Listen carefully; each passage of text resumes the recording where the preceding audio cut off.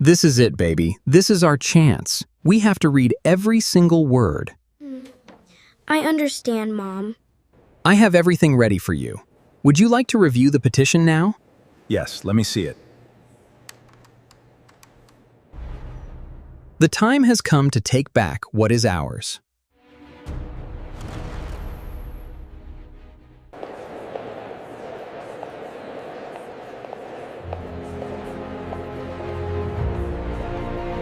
The intake form came through on a Wednesday morning, routed through the firm's new client portal the way all initial filings did. Flagged automatically when the opposing party's name matched a short list the firm's managing partner kept locked in a private system that only she and her assistant could access. Ezra Mensah, petitioner, spouse listed as respondent, relief sought, full asset division, primary residence, joint accounts, investment portfolios, and sole custody of their 2 daughters, pending proof of financial misconduct. The note in the margin, typed by the intake coordinator who hadn't recognized the name on either line, said simply, "Prospective client requesting our most aggressive family law team." The managing partner read it twice. Then she set it down on her desk, very carefully, beside a cup of tea that had been going cold for 20 minutes, and looked out the window of a corner office on the 32nd floor of a building that had her initials on the lease, and took a long, slow breath, because the respondent listed on that intake form was her. Her own husband had just walked into her law firm to hire attorneys to take everything she had. Let me tell you about a woman named Imara Mensah, née Solis Oduya. You would have walked right past her in the lobby of that firm and assumed she was a client, waiting nervously in one of the chairs by the window, with a folder of documents on her lap. That was always the trouble with Imara. She dressed for the client's comfort, not the room's expectations. Plain blazer, sensible shoes, no jewelry worth commenting on, except a single thin bangle she'd worn on her left wrist every single day for 17 years. People looked at her and saw a woman who worked somewhere mid-level in something legal adjacent. They were wrong about nearly all of it. Hold on to that, we are going to come back to it. To understand how a woman reads an intake form naming herself as the target of her own firm's most aggressive family law team, and does not so much as raise her voice, you have to go back. All the way back to a public defender's waiting room with broken chairs, and a mother who argued the law out loud to herself every night at the kitchen table, because no firm in the city would give her a desk to argue it from. Before she was Mrs. Mensah, she was Imara Solis Oduya. And the Solis Oduyas lived in a neighborhood where knowing your rights was a matter of survival rather than education. Her mother, Celestine, had graduated top of her law class, passed the bar on the first sitting, and applied to 42 firms in the city in a single year. She received 31 rejections that said nothing useful, 8 that said nothing at all, and 3 interviews that ended the same way, with a partner who couldn't quite explain why she wasn't the right fit. Eyes not quite meeting hers when he said it. She became a public defender instead, because it was the job that would take her, and because she reasoned that the people who most needed good law were the ones everyone else had already decided weren't worth the billing rate. Every evening after dinner, Celestine would spread her case files across the kitchen table and work, and little Imara would sit across from her doing homework, listening to her mother argue both sides of a case out loud to herself, until she found the angle that would hold. When Imara asked why she talked to herself, Celestine put down her pen and looked at her daughter with the particular directness of a woman who had run out of patience for anything indirect a long time ago. Because the best lawyer in the room is the one who already knows what the other side is going to say before they say it, she told her. And the most dangerous person in any negotiation is the one nobody thinks to prepare for. When Celestine died, she left Imara one thing, a small brass scales of justice charm, tarnished nearly to black from years of handling, that she'd worn on her wrist every single day of her working life, on the same thin bangle Imara would wear for 17 years after her. The law doesn't care how loud you are, Celestine had told her once, the week she was sick enough to know she wasn't getting better. It only cares who did the work. Do the work, baby. Quietly, completely. Better than anyone who ever thought you weren't worth the billing rate. And when they finally look up, make sure you own the room they're standing in. Imara kept the bangle on her wrist and the words in her chest for the rest of her life. Now hold that thought, because it is going to unravel everything before this script is through. She graduated at the top of her own law class, turned down the 3 large firm offers that came, to everyone's bewilderment, and spent the first 8 years of her career doing what her mother had done, public defense work, because she said she wasn't ready to own the room until she understood every person who'd ever been failed inside it. Then she did something that surprised even the colleagues who thought they knew her. She took a small inheritance, a narrow loan, and an almost unreasonable amount of quiet determination, and she opened her own firm.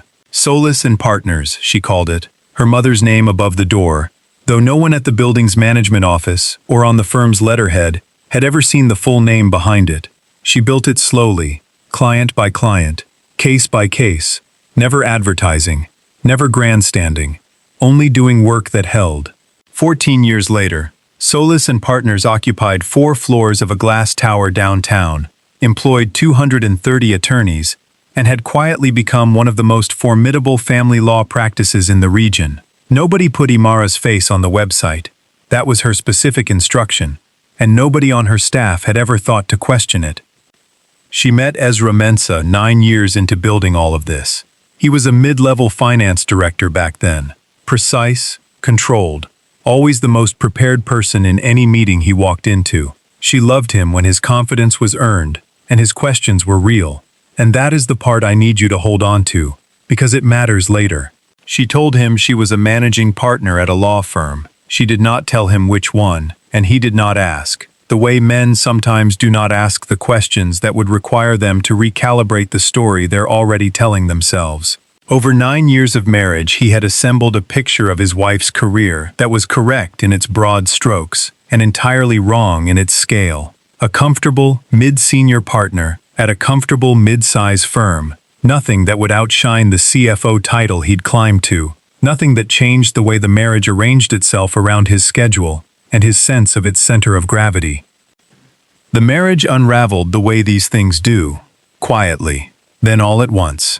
Ezra had been conducting an affair for 7 months with a woman named Vivian, a senior analyst at his firm, 10 years his junior, who told him regularly that he was the most capable man she'd ever worked alongside, and seemed to genuinely believe it. His brother, Kofi, had never much respected Imara, finding her too measured, too unwilling to be impressed by the things Kofi felt a woman ought to be impressed by in a man like his brother. When the affair became something Ezra stopped trying to hide, Kofi stepped in not to discourage it, but to advise it, walking his brother through the strategy of asset division, the way he'd once helped him negotiate a car purchase, cold, methodical, certain that the quiet woman his brother had married would not have the resources or the appetite to fight back at the level they were prepared to go. Kofi's friend, a divorce attorney named Harlan at a rival firm, had walked them both through the preliminary numbers one evening over dinner, sketching out a division that would leave Imara with approximately a third of what the marriage had accumulated, structured in a way that would take years and significant legal fees to unravel if she tried to contest it. He told them the key was to move fast, retain aggressively, and file before she had time to organize a response. They chose Solace and Partners specifically because Harlan had mentioned, with genuine professional respect, that they were the best family law team in the region. He did not know. None of them knew.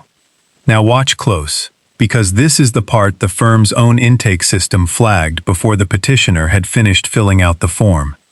Imara sat with the intake record for 11 minutes. Her assistant Dara, who had worked beside her for 8 years and had never once heard her raise her voice in a hallway, knocked once and looked in. Imara told her, calmly, to block the new filing from assignment to any internal team and to cancel the afternoon's calls. Then she reached down to her wrist, touched the thin bangle with the tarnished brass scales charm, the way she always did when she needed to remember what her mother had told her about knowing what the other side was going to say before they said it, and she picked up the phone. Not to call Ezra.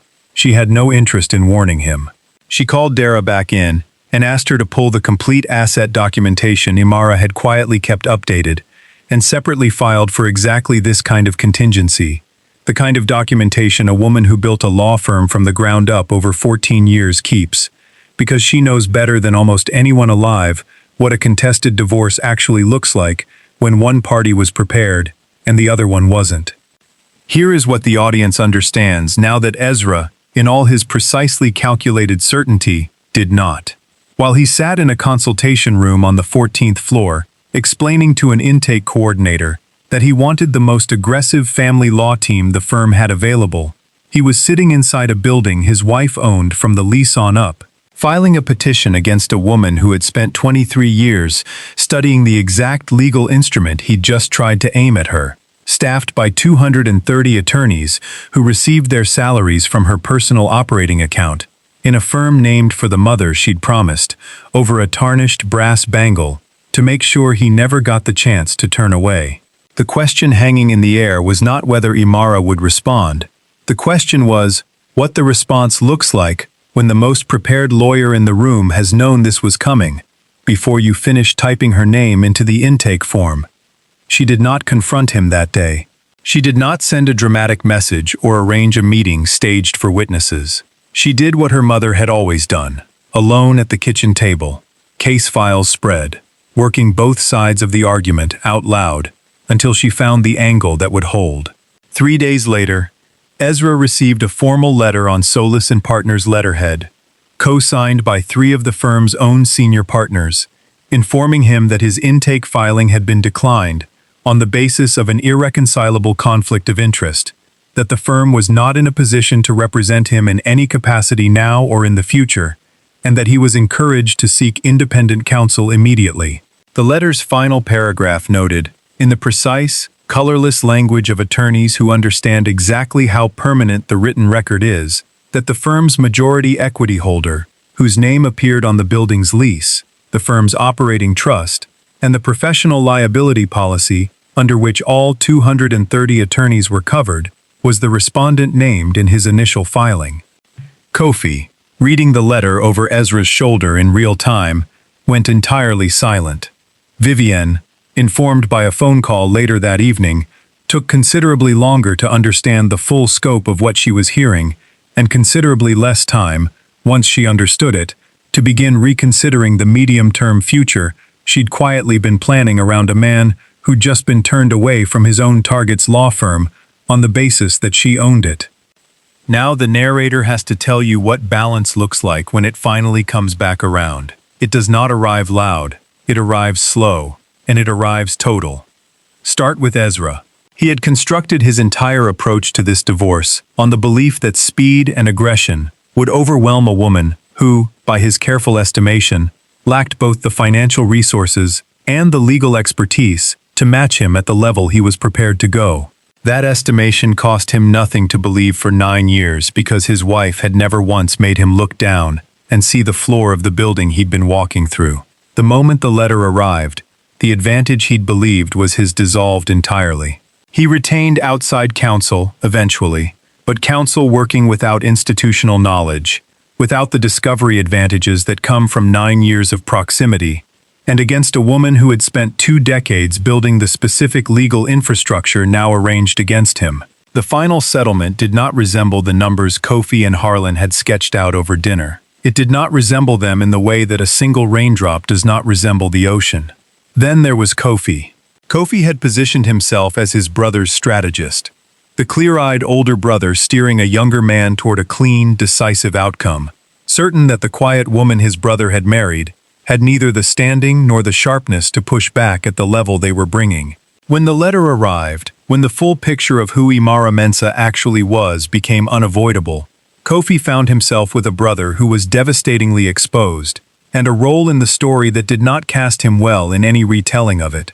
Their relationship did not recover quickly from the understanding that Kofi had helped engineer an ambush against a woman who had been holding the exits the whole time.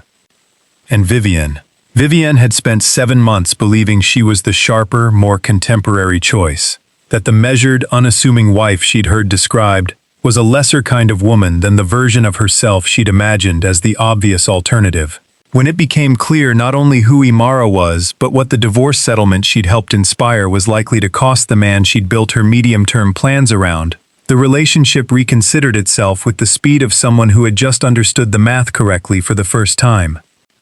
A quiet woman is not a weak woman. Remember that. Remember it every time the world looks at a plain blazer and a sensible shoe and decides there is nothing formidable standing inside them. Ezra requested one conversation, months later, after the settlement, after the building, after all of it. Imara agreed to 15 minutes, in her office, on the 32nd floor. She let him sit down, and she let him ask why she never told him. Then she answered, "I told you everything you asked me," she said. "I told you I was a managing partner. I told you I'd built something I believed in. You never asked a follow-up question about any of it, not once in 9 years. You assumed the answer was small enough not to need one. My mother spent her whole working life being told she wasn't worth the billing rate by men who'd already decided the answer before she walked in. I spent 23 years making sure nobody could do that again. Not to this firm, not to the women who work here, and not to me. You didn't lose because I outmaneuvered you. You lost because you never once bothered to ask who you were dealing with." He didn't have an answer for that. There was nothing in the room to say. Imara still wears the bangle every day, tarnished brass scales and all. She doesn't polish it. She likes it worn. She says it reminds her that good law doesn't need to be new. It just needs to hold. The firm's lobby has one framed photograph, the only one she's ever allowed, of Celestine Solis, at a public defender's desk in a waiting room, with broken chairs, mid-argument, eyes lit up the way they only ever got when the angle finally held. Underneath it, in small plain text, a sentence Amara had printed there the year she moved into the 32nd floor. She knew what the other side was going to say before they said it. That was always the trouble with her. If this story reminded you that the most prepared person in the room is sometimes the one nobody thought to prepare for, type "she knew the other side" in the comments, so she hears you. Share this with the one person who needs to remember their worth was never something someone else's legal team got to file away. And subscribe, because next time, the woman he hires the lawyers against might just be the reason the firm is standing at all.